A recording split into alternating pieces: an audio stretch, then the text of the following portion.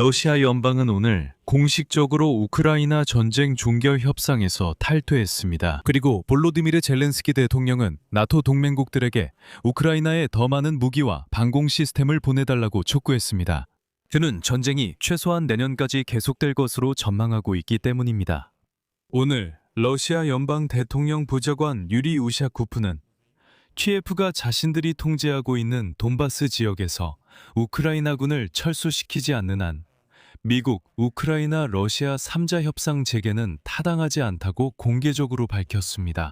그리고 나토에서는 이번 주 예레반 정상회담에서 볼로디미르 젤렌스키가 동맹국들에게 전쟁이 장기화될 것이며 우크라이나에 대한 무기 지원을 강화할 준비를 해야 한다고 경고했다고 인정했습니다. 하지만 이런 상황 속에서 우크라이나의 수석 협상가 루스템 우메로프가 이번 주 트럼프의 특사 스티븐 위트코프와의 회담을 위해 마이애미로 떠날 예정이라는 소식이 전해졌습니다. 평화협상이 교착 상태에 빠진 상황에서 과연 어떤 논의가 오갈지 궁금해집니다. 제 이름은 알렉세이 패치이고 함께 이 내용을 이야기해 보겠습니다. 시작하기 전에 이 채널을 구독해 주시고 영상에 좋아요를 눌러주시며 아래 댓글로 여러분의 의견도 남겨주시기 바랍니다. 이것이 유튜브에서 콘텐츠를 홍보하는 데 큰 도움이 됩니다. 정말 감사하겠습니다. 자, 오늘 크렘린은 러시아의 우크라이나 전쟁을 끝내기 위한 미국의 중재하에 진행되는 협상을 계속하지 않겠다고 공개적으로 거부했습니다. 키예프가 자신들이 통제하고 있는 돈바스 지역에서 군대를 철수하지 않는 한 미국, 우크라이나, 러시아 3자 협상을 계속하는 것은 타당하지 않습니다. 이 사실은 러시아 독재자의 보좌관인 유리 우샤코프가 밝혔습니다. 다음으로 그의 말을 전하겠습니다. 모두가 이해하고 있습니다. 우크라이나 협상가들도 마찬가지라고 봅니다.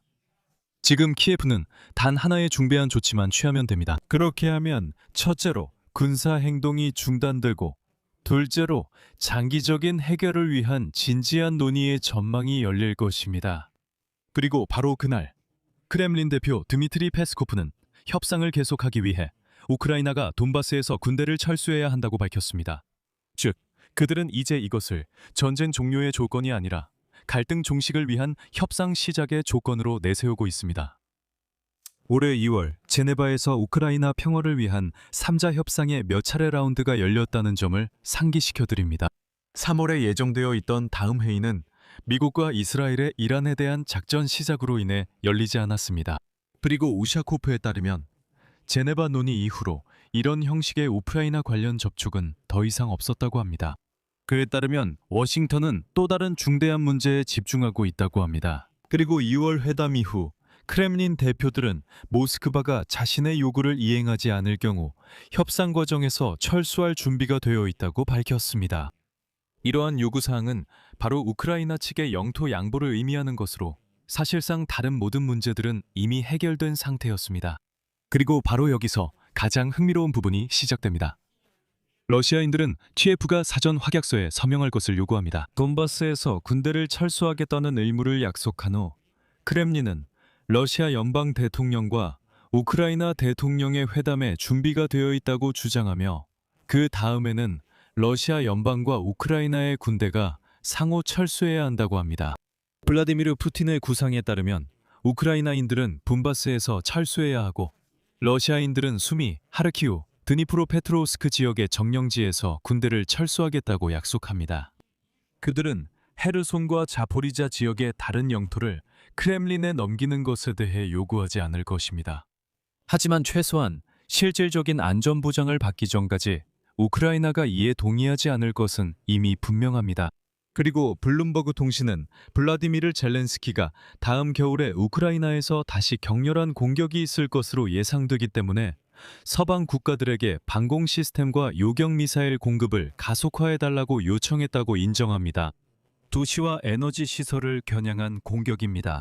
시신 러시아인데 이 문제는 협상에서 장비의 무능력에 대해 제기되었습니다. 유럽 지도자들과 나토 사무총장과 함께 이번 주 초 예레반에서 열린 유럽 정치공동체 정상회의에서 논의되었습니다. 키예프에서는 겨울 방어를 미리 준비하려고 노력하고 있습니다.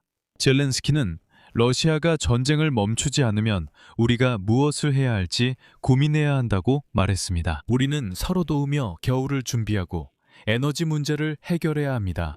한편 점점 더 많은 전문가들은 블라디미르 푸틴이 주도권을 잃었고 이 야만적인 나라, 즉 러시아를 오랫동안 약속했던 승리로 이끌 능력이 없다고 확신하고 있습니다. 우크라이나의 일련의 공격이 정유 공장과 투합세 항구를 겨냥해 대규모 오염을 초래한 것이 전환점이 되었다고 합니다. 이는 도시 자체와 인근 흑해 해역뿐만 아니라 인기 있는 관광 휴양지가 위치한 인접 지역에도 영향을 미쳤습니다. 그리고 바로 그때 이 모든 일이 있은 후에야 모스크바의 정치 엘리트들은 블라디미르 푸틴이라는 피비린내 나는 독재자가 모두에게 그려왔던 방식으로는 더 이상 승리가 없을 것임을 깨달았다고 합니다. 우크라이나의 러시아 영토 공격은 점점 더 대규모, 빈번하며 무엇보다 더 파괴적으로 변하고 있습니다. 그리고 지금은 러시아 인구의 약 70%가 우크라이나 드론과 미사일의 사격 범위에 들어가 있습니다. 한편 우크라이나군은 러시아의 정유수와 석유 수출 항구를 적극적으로 폭격하기 시작했습니다. 지난해 8월부터 겨울 내내 우크라이나는 개조된 러시아 미사일과 드론에 의한 대규모 폭격을 겪었습니다. 더 나아가 볼로디미르 젤렌스키는 예레반에서 동맹국들에게 이번 여름에 러시아군의 새로운 공세를 예상한다고 밝혔습니다. 하지만 현재로서는 그들이 진격하지 못하고 오히려 점령했던 땅을 잃고 있습니다. 하지만 평화 협상이 지연되면서 블라디미르 푸틴은 중동 전쟁으로 인해 키예프가 새로운 패트리엇 시스템과 미사일의 추가 지원을 받지 못할 것이라고 기대하는 것으로 보입니다. 패트리엇은 러시아의 탄도미사일을 막는 데 가장 효과적인 수단입니다. 그래서 크렘린은 바로 다음 겨울철에 집중적으로 공격을 감행할 것으로 보입니다. 그래서 볼로디미르 젤렌스키는 예레반에서 파트너들에게 우크라이나의 우선순위 필요 목록 프로그램, 즉 퓨어라고 불리는 프로그램에 대한 자금 지원을 계속해달라고 요청했습니다. 이 프로그램을 통해 나토 국가들, 특히 유럽 국가들이 우크라이나를 위해 미국산 무기를 구매하고 있습니다. 특히 패트리엇에 중점을 두어 최대한 빨리 이를 확보해야 한다고 젤렌스키는 밝혔습니다. 또한 현재 키이우는 워싱턴과 별도의 협상 트랙을 진행하려 하고 있습니다.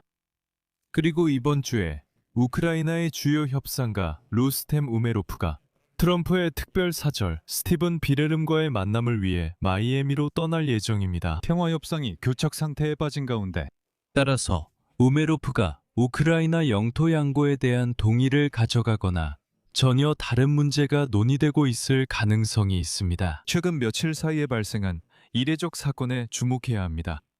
어제 5월 6일 미국 국무부는 우크라이나에 1532개 JDAM-ER 유도 항공폭탄 판매를 승인했습니다.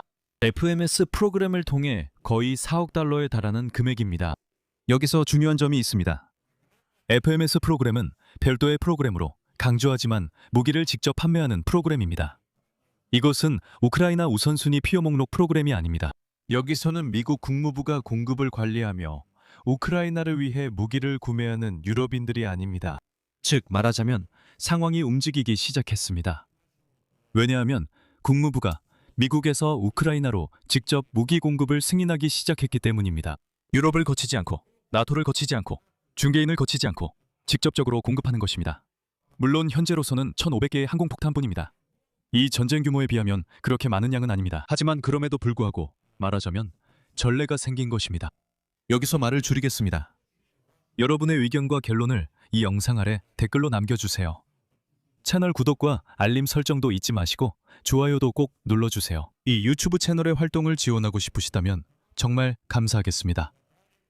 영상 설명에 있는 링크와 계좌 정보를 통해 어떤 방식으로든 후원하실 수 있습니다. 편리한 방법을 선택해 참여하시면 됩니다. 지원에 감사드리며 화면의 QR코드로도 참여 가능합니다. 이것이 이 채널을 지원하는 가장 간단한 방법입니다. 그리고 제 텔레그램 채널 피치뉴스도 구독해주세요. 링크는 이 영상 설명에도 있습니다. 여기까지입니다. 건강 챙기세요. 안녕히 계세요.